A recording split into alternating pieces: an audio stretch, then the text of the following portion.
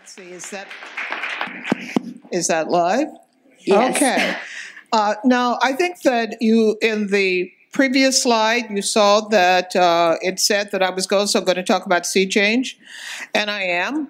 But as I said to David last night, if sea change is the answer, what's the question? And so I am going to start essentially by talking about the question. Let me just begin by saying that I've been at AAAS for a very long time. And so I have seen the kind of entire movement related to gender and race ethnic issues over decades, and been able to really see like how things have changed and why they may have changed. So if we're going to look at overcoming inequality, so what problem are we trying to solve? What is it that we're trying to fix? How have the problems been expressed historically, and how are they expressed now? Because those are very different kinds of issues. What has been tried in the past, and how effective have they been? And I think that oftentimes we put things in place without looking at what we've done before, and then how should we go forward? And that's really where we're going to talk about some of the new ways that we have of thinking. I make some really nasty statements here, but I will stand by them, and that is that the history of science has basically been a history about the men in science, that now when we have much more deliberate looks at a lot of the things that have happened in the past, we began to get a very different perspective. I don't know how many of you have read Dava Sobel's book on the glass universe, and you began to see that it wasn't that the stories in astronomy weren't just about Pickering and Draper and things like this, but they were also about Henrietta Leavitt and Annie Jump Cannon and all those other women who basically formed the base of what was really going on at that time in astronomy. That the scientific enterprise is a system that was created by men for men and based in their lifestyle. And so a lot of the things that are being quote unquote added on now relate to the fact that to accommodate other groups, we had to make certain kinds of adjustments because things, for example, like childcare, that wasn't necessarily an issue. Early on, oftentimes men were married to women who had worked somehow in their field or could support them. And so the editing, the typing, whatever it is that got done, the childcare, the taking things to the cleaners, the cooking, etc., that wasn't an issue. But for those people like me who did all those things, what is it, the Ginger Rogers effect? Everything Fred Astaire did in high heels and backwards. You know, so that's kind of a lot of what we are looking at now. But then the fact that women were an exception where you found them in the sciences. Not everyone is Madame Curie, rather than being accepted.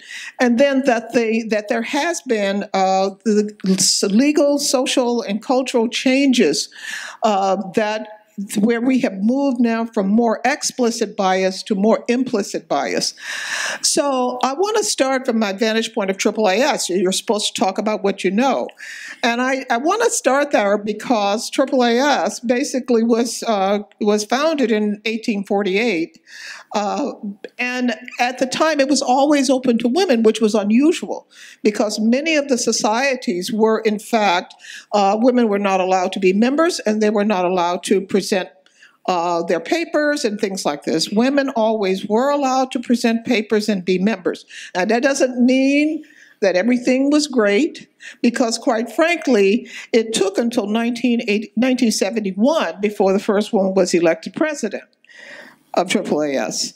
And I think that the notion of thinking about 71, and what was it about 71? Basically the movement of civil rights and human rights that were going on, that we basically follow, we basically go along with a lot of these larger legal, social, cultural kinds of issues. So we had resolutions in AAAS on gender equality from 71 and 74, with a reaffirmation in 2005 with the Larry Summers statements. But AAAS was unusual because it had statements, resolutions related to sexual, referred to as sexual minorities. The first resolution was in 1975, which was way above and in front of the larger social movement around LGBTQ communities. So it was in front of a lot of these issues, but always open to women. So this is the leadership. So after Mina Reese in 1971, you can begin to see that we have done not badly. You look at the 1990s and you look at the 2000s and beyond, and you see where we are right now. That's our present leadership. That's the president-elect, that's the president, and that's the chair of the board. And we have, women are 5 of the additional 9 members of the board. And we also have strong race, ethnic, and disciplinary diversity. And out of that, you get very different kinds of ideas about what you should address and what you should look at and what kinds of things are important. But women, we've also seen changes in women's leadership in key scientific institutions. This is the head of the National Science Foundation, Dr. Franz Cordova. And this is the head of the U.S. National Academy of Sciences, Dr. Marcia McNutt, who was also the first woman to be the editor-in-chief of the Science family of journals. So we're starting to see a movement in these larger scientific organizations. We started, however, around the issue of laws and policies that support women's equity, those that relate to education, as well as those that relate directly to employment. But we also had those that were specific to STEM. The Science and Technology Equal Opportunities Act of 1980, this was a part of the authorization of the National Science Foundation. And this is still in effect. And so it was introduced by Senator Kennedy, this bill, in response to recommendations and research that were conducted as a part of a AAAS study in 1978. And so the recommendations were there. The bill was put in place, the laws were enacted, the bill was signed, and therefore we end up where we are with regard to the Equal Opportunities Act of 1980. Now, the best thing about the Equal Opportunities Act of 1980, because it didn't provide any money, this is an authorization bill, it was not an appropriations bill. However, it did require reporting.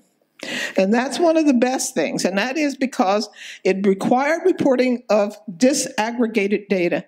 Disaggregated data had not been generally available prior to that time. You could work real hard to get some of it, but there was no requirement that it be generally available. Because without disaggregated data, you cannot make progress because you cannot keep score. You do not know how you're doing, in which fields, for which groups. And as you see from the Davis examples that we heard before, it has been crucial that they have this information, otherwise they don't know what to do. You cannot guide your policies or practices or behaviors without the data. So what do we know from the current status of the data? That women have made tremendous progress. I know this. I basically go to meetings. I see how much of a difference that we have. And it's not just the Franz Cordovas and the Marcia McNutts, but it's the young women who are coming along, and they're basically filling in a lot of this space. We are not where we need to be with regard to these numbers, but we're a lot better than we were. And I think that that's one of the things that we really need to celebrate. Now, I do want to say that not all fields are created equal, that we still have problems in areas such as computer science, physics, and engineering. And some engineering fields worse than others. We're okay in industrial. We're kind of okay in civil, because with environmental engineering, we've kind of picked up people there. But in terms of electrical engineering and mechanical, terrible. So we can't just make like a blanket statement about how well we are doing. We have to look by field. We have to be very specific. And we have seen the growth has not been even across fields. We've actually seen declines in women's proportion of degrees over time in some fields. At the bachelor's level in mathematics, physics, and computer science. And now the reason that's a bad indicator is because our graduate populations are going to come out of our bachelor's populations. So if we see declines in the bachelor's numbers, that's not good news in terms of what's likely to happen at the graduate numbers. So we have good news in the biosciences, and we have good news in the in many of the social and behavioral sciences. The social and behavioral sciences, again, just like in engineering, they're not all created equal. Sociology, we're okay. Political science, less so. Economics, terrible. So we have to basically look field by field in order to really assess how we're doing. But even in those fields where we are at a numerical majority,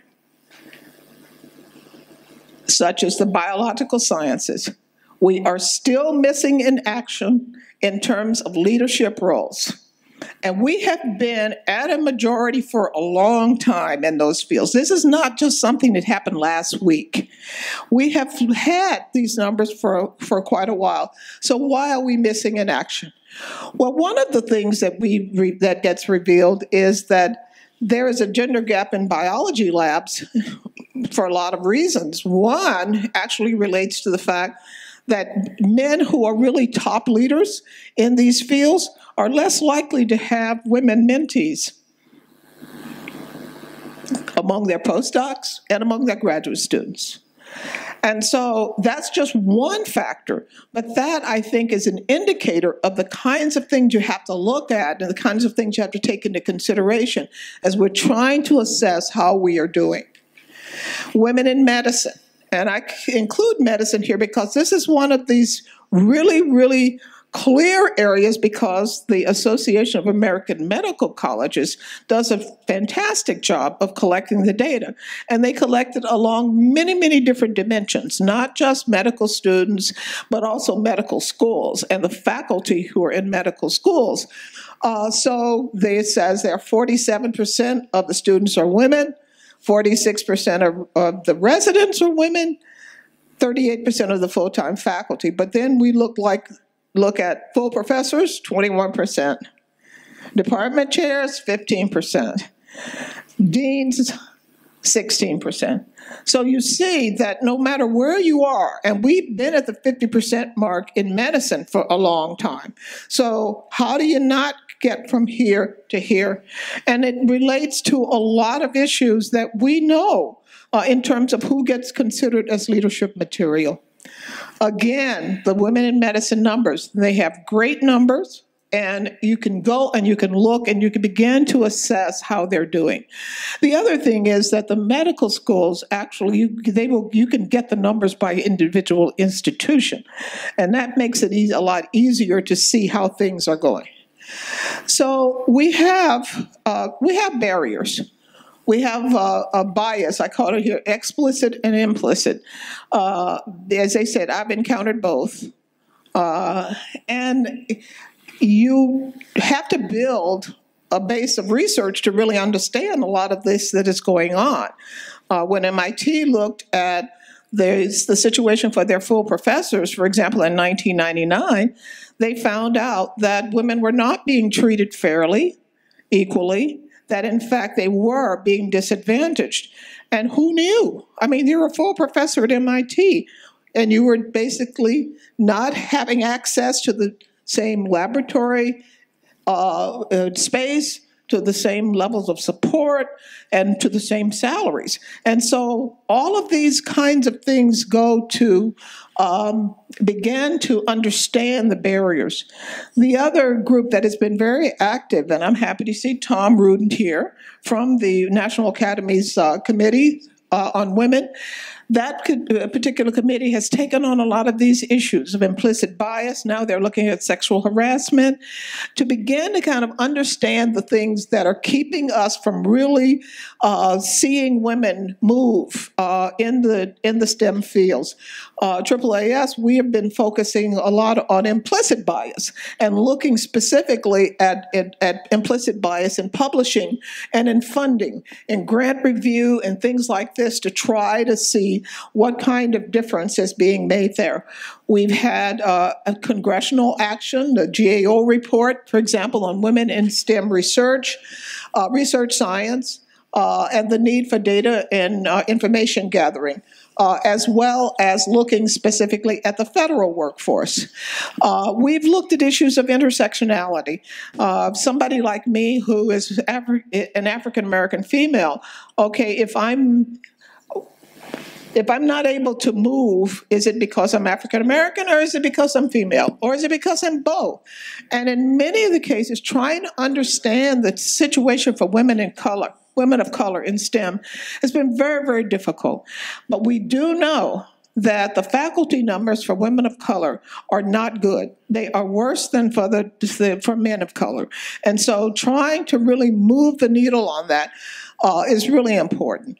I point out this Harvard Educational Review, that was a 35-year retrospective on the double bind that was done, the double bind, I'm the primary author on the double bind, that was done in 1976. So we're still fighting these issues.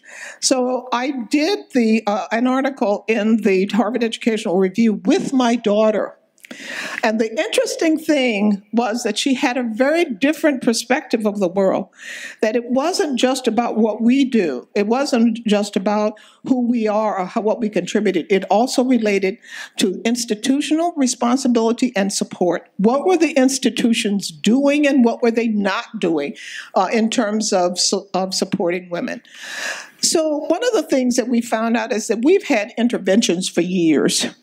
You know, we basically had things where we were trying to fix the women.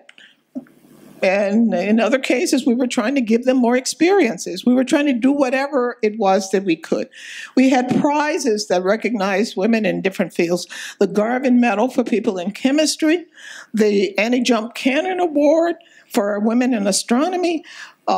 We've had efforts to build awareness of women in science, including the famous Millie Dresselhaus commercial. If you haven't seen it, go online and look at it. It is wonderful.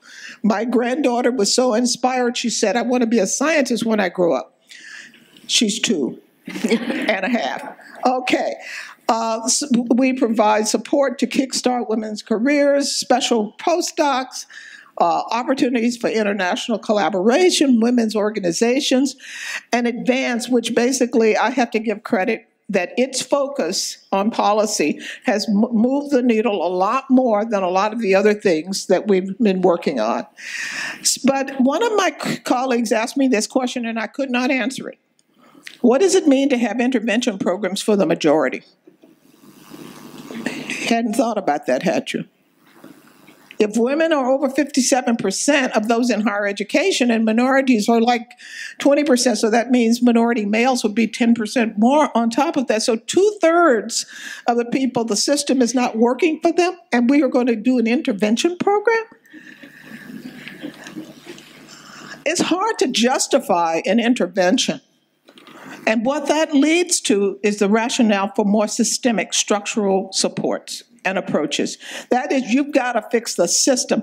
There's nothing wrong with the people. If 2/3 of them is not really serving them, I think that this is something that we really have to look at. Now, this came out of a publication that we did at AAAS in 1991. And we were, in that point in time, talking about little bitty pieces of this. And then we moved to the need for structural reform. But we couldn't see it. And that's where sea change came in. Now, I will say that I want to first start by acknowledging that this is not some idea that we came up with. This is an idea that was brought to us. And I want to recognize Paula Raymond, Julie Chen, and Joyce Wong, who's sitting here, and wave your hand, please. Because they were the ones who said, this is a way of getting at this larger issue of structural change. So we began our discussions. We had a workshop. We've been talking to David Rubins and Sarah from the Equality Challenge Unit. We have been working with the White House Office of Science and Technology Policy. We've gotten support to have workshops. We're kind of moving along this idea of sea change. We're trying to build on the experiences and all the data collection that Advance basically forced all of us to do. And we want to put in place, and we're planning to put in place, this voluntary assessment system that is looking at diversity and inclusion for different institutional audiences. Now, we agree that we've got to have a bigger vision that goes beyond sex, gender, that includes racial, ethnic, minority group membership, disability, a lot of other things. We know that the data collection around disability is going to be tough, but we are committed to at least having the conversation of these other forms of difference. And we will be working closely with the ECU group in terms of rolling out what this is going to look like, because we are trying to get a proven structure that actually deals with a proven and effective structure to deal with these issues of systemic change.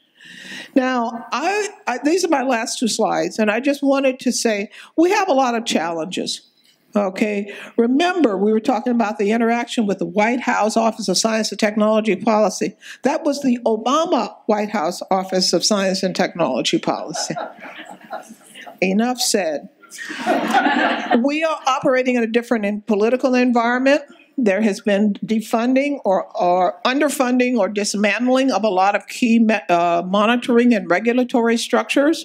A lot of those laws that I told you about before, they were assigned to be addressed by different parts of government, and there has been indications that have been given to us that some of those are going to lose their funding, or things are going to be cut. It's going to be a different world, which is there were proposed deep cuts in science, and significant public funding in support of any initiative is unlikely, okay? But I call it sea change opportunities, okay? And that is that there are a lot of institutions that are reacting in the other way about the political changes. Do they have an opportunity to declare that they are different?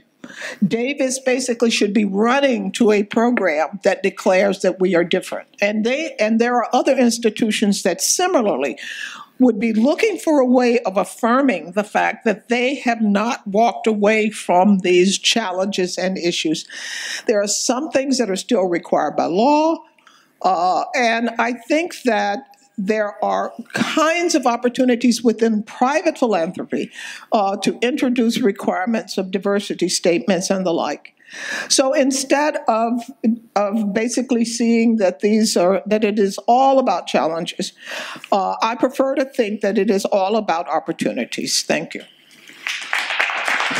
Thank you so much, Dr. Shirley Malcom, for your compelling presentation. I believe we have some questions from the audience. Anyone?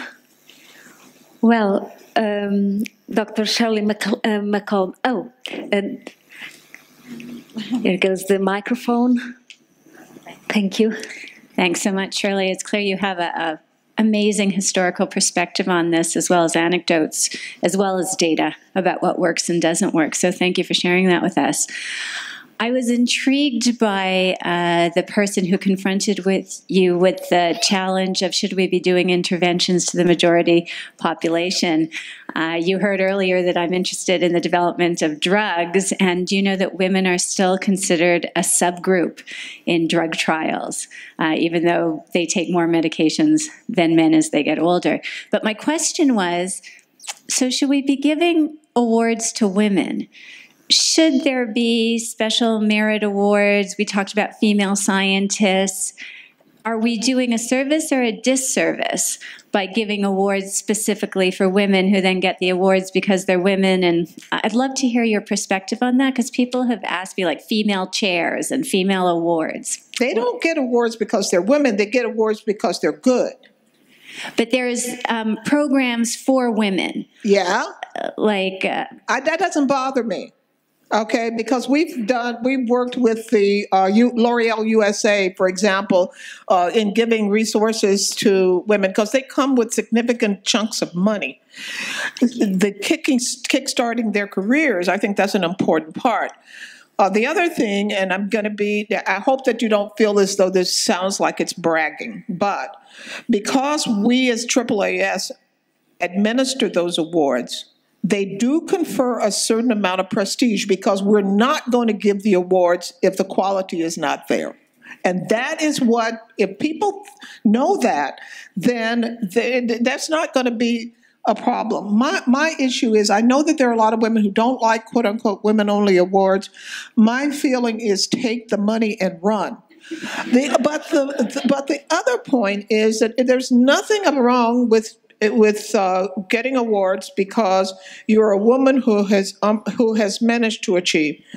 To me, that's an even more prestigious award, because you did it in high heels and backwards, and you are showing the quality.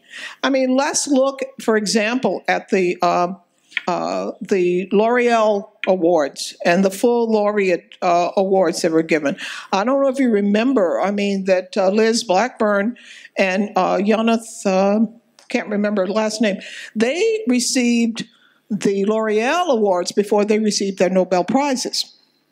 And you can, in fact, think about those kinds of awards as giving more visibility to really highly qualified, talented people who maybe either are flying under the radar, or they